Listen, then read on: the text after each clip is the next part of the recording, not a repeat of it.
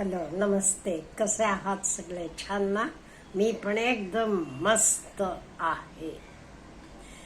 आपल्याला कायम आरोग्य संपन्न राहायचं असलं तर आपल्याला कशाची गरज आहे? आणि तर सगळं आपल्याला प्रकृतीनं फ्रीमध्ये दिलेलं आहे. आपल्याकडे म्हणतात हेल्थ इज वेल्थ. का म्हणजे आपल्याकडे आरोग्य नसलं तर बाकी सगळं असून काय उपयोग? त्यामुळे आरोग्य आपल्याला खूप खूप महत्वाचं आहे.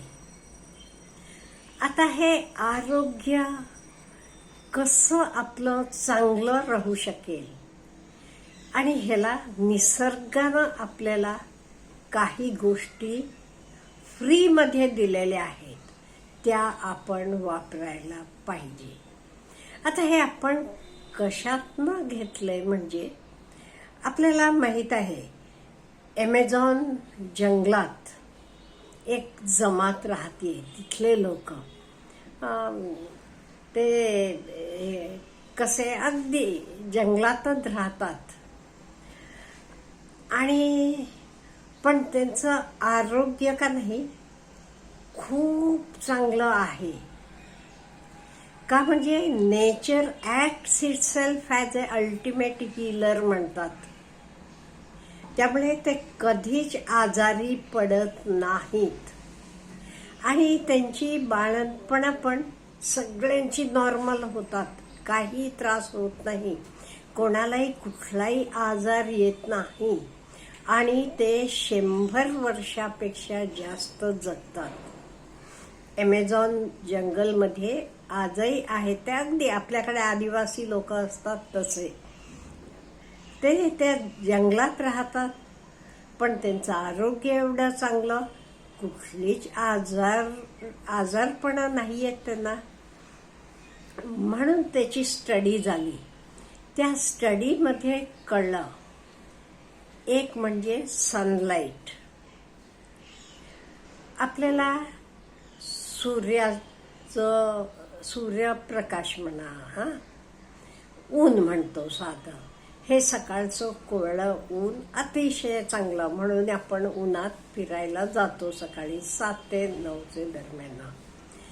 ह्या उन्हामुळे काय होते, आपल्याला कुठलेच आजार येत नाहीत आणि दुसरं आपल्याला झोप चांगली लागते. आता तुम्ही प्राणी वगैरे बघितलेत का हो? आता गाई म्हशी चरत असतात, किती ऊन पडत असते त्यांच्यावर. ह्याच्यामुळे काय होते, ते कधीच आजारी पडत नाहीत. आपण मात्र ऊन आहे, उन्हात जायला नको, जात नाही, जायचं तरी सनस्क्रीन वगैरे वापरतो. हे सगळं मार्केटिंगमुळे झालेलं आहे. त्यामुळे ऊन आपल्याला अतिशय गरजेचं आहे.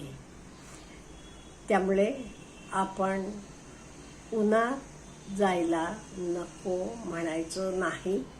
मुद्दाम सकाळी 7 ते 9 पर्यंत किती तुम्हाला सोचते तेवढा वेळ उन्हात चाला, उन्हात कामं करा, काहीही करा, व्यायाम करा उन्हात गच्चीवर जाऊन. हे एक झालं पहिलं, सनलाईट. दुसरं फ्रेश एअर. ते ॲमेझॉनच्या जंगलात कसं कुठल्या प्रकारचं प्रदूषण नाही आहे. आपल्याकडे काय एवढे आजार येतात किंवा प्रॉब्लेम, आपण सगळं प्रदूषणातच राहतो, कारखाने आहेत, हे सगळं. त्यामुळे अगदी स्वच्छ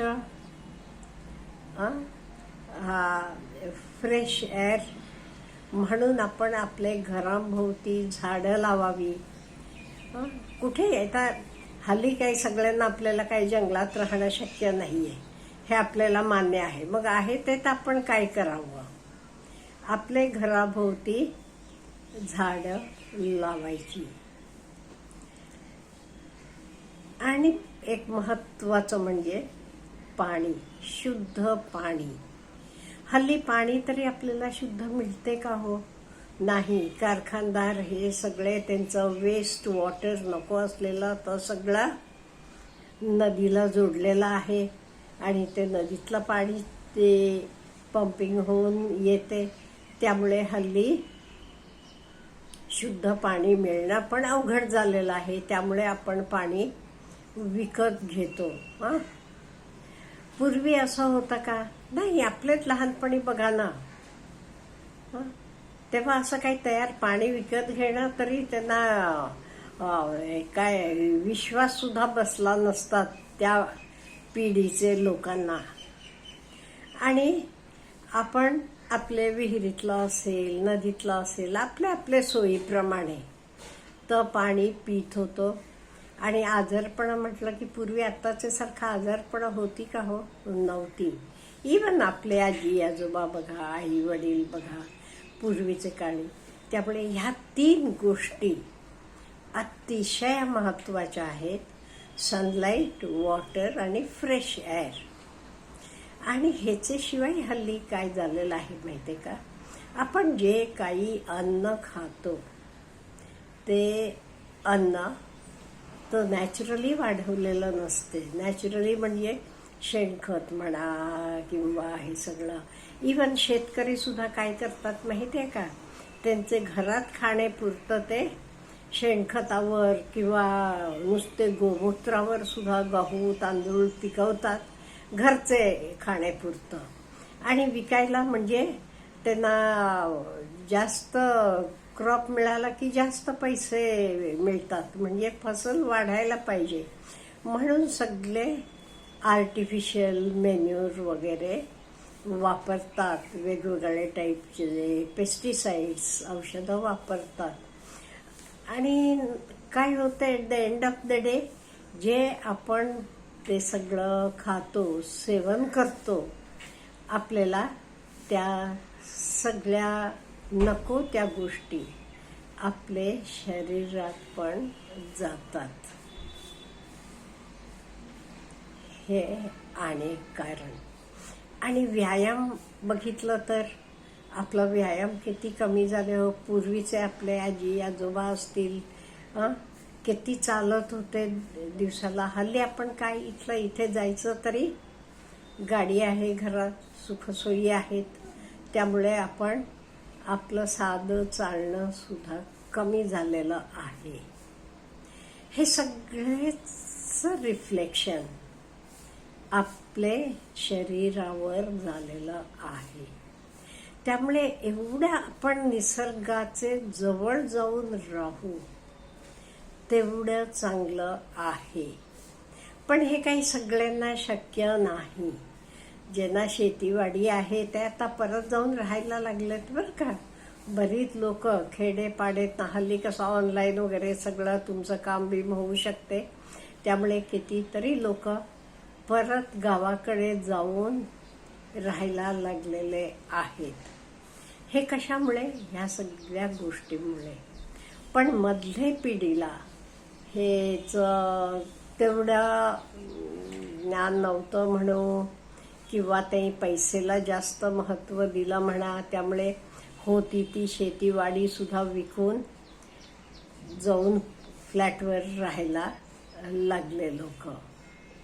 आणि आज आता काय अवस्था झाली आहे, कितीतरी कोटींना फ्लॅट घेऊन राहिलेले आहेत, पाणी येत नाहीये. आता मुंबईमधली अवस्था आहे कितीतरी ठिकाणी. हे कशामुळे झालं? आपण निसर्गाचे लांब गेलो म्हणून. आपण निसर्गाचे जवळ राहू तेवढं आपलं आरोग्य चांगलं राहणार आहे.